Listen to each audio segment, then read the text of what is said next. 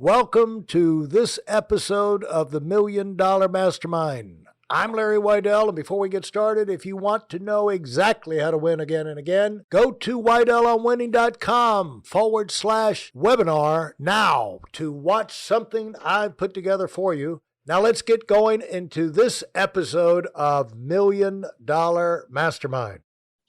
I'm here talking with Jeff Robinson, and we're talking about running a retail business in a ski town. So you're running a seasonal business. You got 5 months out of the year where, prime season, and then you got to shift to something else, or you got to rent it out to somebody else. And you can't sit back. You've got to stay out there on the attack, dealing, because from one year to the next, you never know what's going to come your way with weather and crowds. And, Jeff's had the pandemic to deal with while he's been changing locations here the last 2 years. But Jeff, excited to be talking with you. And Jeff's the owner of the Ski Locker Ajax in Aspen, and that's where I keep my skis, right there near the mountain. And so, Jeff, talk about, do you have, people who are looking at running a business area, they're always looking for systems and, easy answers or simple answers. And of course, you're better if you can simplify things, but do you go through and follow every week, every day, every month, just kind of follow? Do you have a system that you follow, or is it a matter of dealing with what, having a general idea of where you want to go and then dealing with what comes up to make it happen? How would you describe having a system? Well, I kind of have my own general idea of how I want my day to go, or my system, or how I want the month to go. I'm very hands-on. I'm the manager, general manager. I do my payroll, I do the scheduling, I do the purchasing, I do it all for my store. Although I've got some help, I do most of it myself. So I just, I'm big on to-do lists. I take a lot of notes to keep track of what I need to get done. I love having a notepad of stuff I got to do, and I love checking things off. For me, that really works well.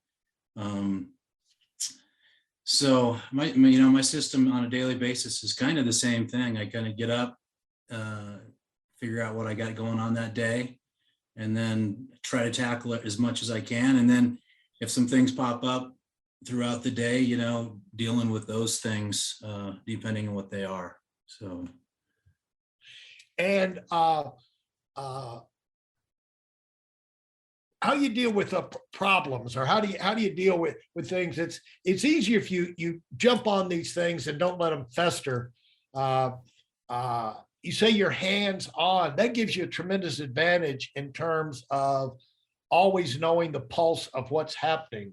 If you're absentee, things can happen. You come back and they're like, whoa, I just heard of a business. Well, I won't get into that, but it's like overnight, dramatic things can happen. People can do some weird stuff. And if you're gone for a week or two, you come back and, you can be shocked with how things have gotten out of control. But there's a lot to keeping your hand on the pulse of what's going on. And the advantage of a small business is you could do so much of it yourself, I guess. Yeah. By hands-on, I'm always there. I like to take a little time to go skiing when I can. And my employees are good, but I'm very seldom gone for very long, out of town for much more than a week. So I'm there I'm usually the first guy there, last one to leave. Get a little break to go ski during the season, which is nice for a couple hours. That's all I need on Aspen Mountain. You get plenty of vertical feet in a couple hours and get a pretty good workout. So yeah, it's And if I'm a pretty even keeled guy. So if I do have a problem, something arises, I mean, I usually handle it head on, figure it out quickly and be done with it.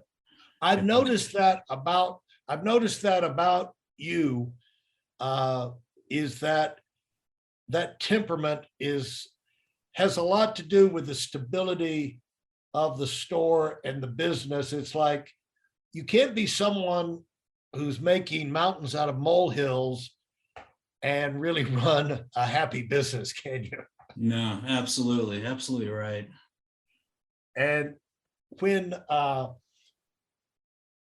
you go, I mean, how do you say you start the day, you have a pretty good idea of how you want the day to go. Are you thinking in terms of revenue? Are you thinking in terms of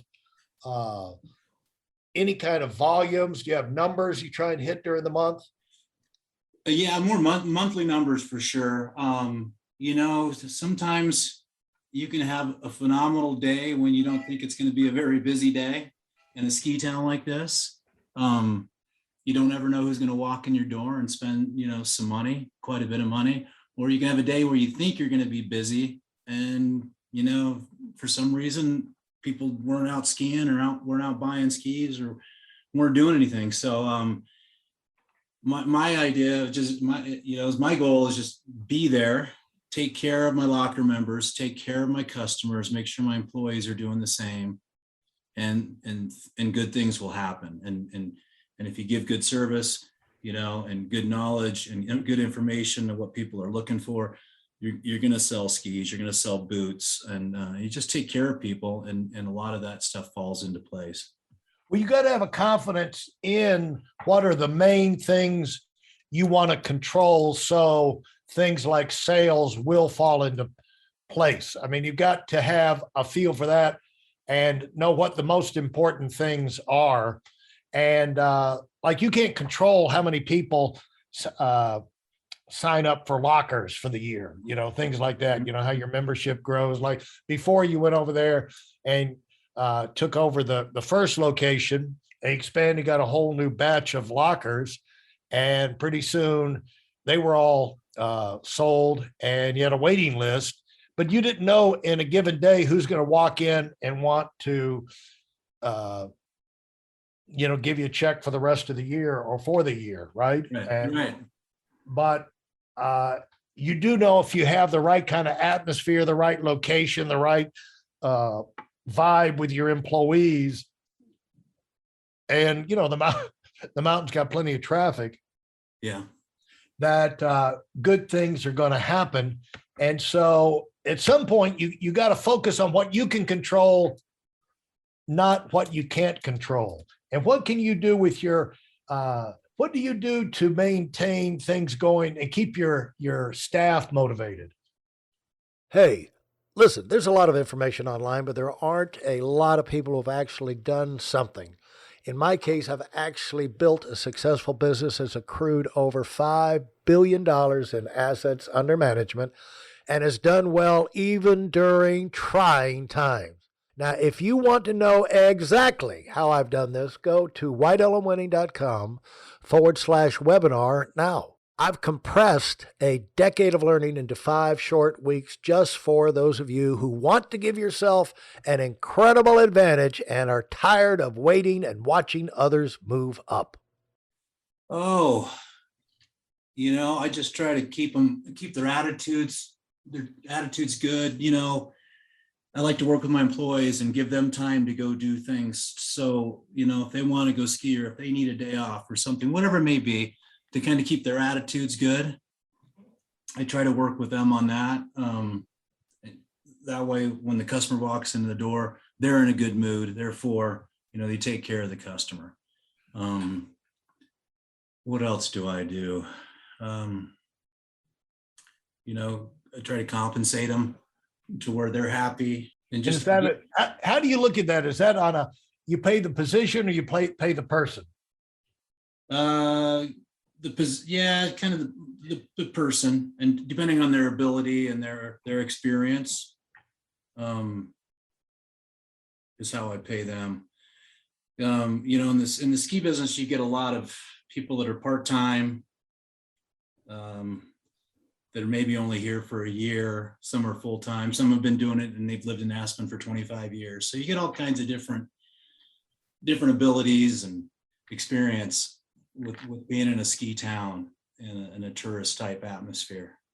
What do you know as you move through the town and as you see people, you have a, pretty high end clientele, and you see a lot of successful people. What are traits that you notice that you learn from some of your clients, the present and then in the past? People are successful. What things do you pick up about them? All kinds of different things. I am very fortunate that I am in this town, and my locker members and my customers are a lot of very successful, a lot of great people.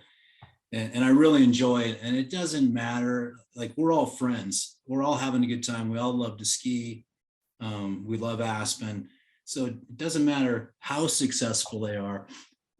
We're all just friends and having a great time and enjoying this industry and skiing and being in Aspen. So I learn a lot from a lot of successful people and kind of listen, and they give me, and I ask for feedback from a lot of my locker members and customers, because they are successful and got a lot of good advice for me. So I'm very fortunate in that sense. And what are some of the things that you have learned in particular? Just to make sure you kind of do what you say. So if you've got a locker member and they want their skis tuned or they need something done, just make sure you do it. Don't forget. That's one thing that drives me crazy. It's a pet peeve. If I'm not handling that situation, an employee says he's going to do something and he doesn't do it, and then that locker member, that customer comes back in, that is probably my biggest pet peeve. And then I've got to deal with it and figure out and make sure this person's not upset with us in the shop, and you lose business over something because somebody didn't follow through. Yeah, it's a lot of it has to do with just doing what you said you were going to do and not dropping the ball, because you're really not paying attention. And when I noticed that with your team, they're very serious about what their job is. And that makes it easier for you to stay focused on keeping you're not putting out fires all the time. You can kind of focus on the relationships and the friendships and the conversation. And rather than if you've got people that are creating problems for you every day. Yeah. Yeah, I mean, I believe in giving your employees the tools to do it, that have the ability to do it right the first time. And like you said, do it right and do what you say you're going to do and follow through. How did you figure out the funding for all of these things? Your new spot, your new location, your new lockers, and it's really a high-end place, and had to be very expensive, had to cost a lot of money. And so how do you figure out those things? You had a lot of time to plan, didn't you? I did. From the design part to figuring out where we're going to go, that I was kind of fortunate that we had that year off to really design what I wanted to do and go into the pop-up. But as far as funding, I was fortunate that my next door neighbor that wanted my spaces was willing to pay enough money. And I said, I'll move, but you're going to make it worth my while. And it's not going to be cheap for me to move, and it's going to be a lot of headache. I got a very successful little shop here that does really well, and everything's dialed in. I know exactly what to do, what to order, who my employees are. And so fortunately, my neighbor made it worth my while. So a lot of the funding for the new store, that's where that came from. So I basically just parlayed that into the new location and all the design, build, new locker room, the new equipment and everything. So I was fortunate that a lot of that funding, that's where it came from. And was that a gut check to sign the 10-year lease? Yeah, I'll be honest with you, before I even ever signed this lease, when I started looking at it with my broker, I didn't honestly, I didn't really want to do it because it was such a big number until I really sat down and penciled it and designed it and figured out, what the locker revenue could be and certain things, and that we could probably do triple or quadruple our retail business out of there. But I could be honest with you, I lost sleep over that lease and the new rent factor number on a nightly basis for weeks before, and I hadn't even signed the lease. I was just thinking about it. And I'd wake up at night going, that's a big number. And it made me nervous and scared me a little bit, but I went for it anyway, and I'm glad I did. And there again, just put my nose to the grindstone and said, I can make this work, and we can be better than we were before. It'll be a cooler location, a better locker room, more lockers, so I can accommodate more locker members, have a fantastic patio, and so many more amenities to this new shop than the old one, and just such better visibility and all those things. So In other words, you had to sell yourself before you can sell anybody else. yeah, I did. I could have just taken the money and walked away and left Aspen probably because I wasn't going to stay in the ski business. But I'll tell you what kept me in it is all my locker members, great people, enjoy them, being around them, all the people that come in my store. I wasn't ready to walk away from the business, my friends in the business, the town of Aspen, and the ski business and skiing, and just being in that business. I wasn't prepared to leave it. So that was kind of what motivated me to move into a bigger store and really, take some risks and go for it, and almost start over. I mean, I feel like this new store is, even though we got a lot of business, a lot of locker members, it was almost like starting over again. And it has been, but it's been a fun process, and I'm grateful I stayed in it, and still having a great time. And I've got so many great friendships and people that I know because of my shop, and people all over the country, and successful, wonderful people that I deal with all the time. Yeah, Jeff, and you couldn't have got them any other way. And that's the priceless reward for doing what you've done. If you enjoyed what you've heard and are dead serious about finding out for yourself exactly how this works in the real world, I've taken the most valuable business lessons I've learned over 40 years and put them into something for you to watch. Go to whiteelemwinning.com/webinar now in order to move up as fast as possible. I'm Larry Weidel, and I run the $1 Million Mastermind. Go, go, go.